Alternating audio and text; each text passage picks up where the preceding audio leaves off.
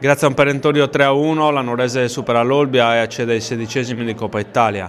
I verdiazzurri volevano una vittoria per ripartire dopo la sconfitta per 3-1 subita domenica contro la Torres e ci sono riusciti grazie a una prova maiuscola, specie nel secondo tempo. La prima occasione della gara capita alla Nuorese al 12esimo con Ranici che da fuori manda la palla a fil di palo. Al 15esimo ci prova Tupponi che crossa dalla sinistra per Pisanu che però arriva tardi sul pallone. L'Olbia si difende ordinatamente senza soffrire e al 18esimo piazza la stoccata con Mastino che da fuori insacca a fil di palo. I galluresi dopo il vantaggio controllano le operazioni mentre la Nuorese non riesce a trovare il giusto ritmo. Al 31esimo un cross di Pingitore dalla destra costringe Mazzolini all'uscita di pugno.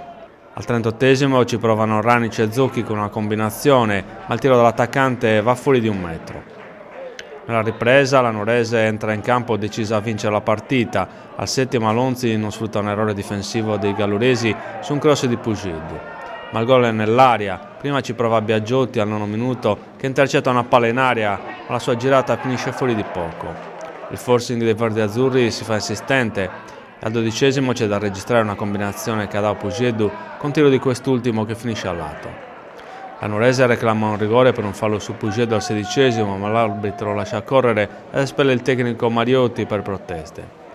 La replica dell'Olbia agli attacchi della Nuorese arriva al 17esimo con un tiro a giro dell'ex Steri, ma la palla si perde sul fondo.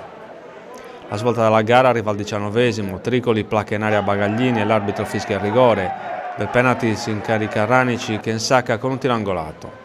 Ma la Nuorese non si ferma, al 22esimo una fuga di Pugeddu viene fermata al limite dell'area da Secas che viene ammonito. Della punizione si incarica Messina che grazie a una deviazione della barriera beffa Mazzolini. I galluresi protestano per un presunto fuorigioco e a farne le spese lo stesso Secas che si becca il secondo giallo e viene espulso.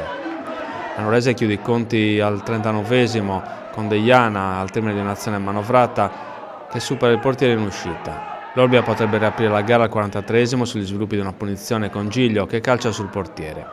A tempo scaduto Frasca si supera su Ribeiro mandando la palla in corner.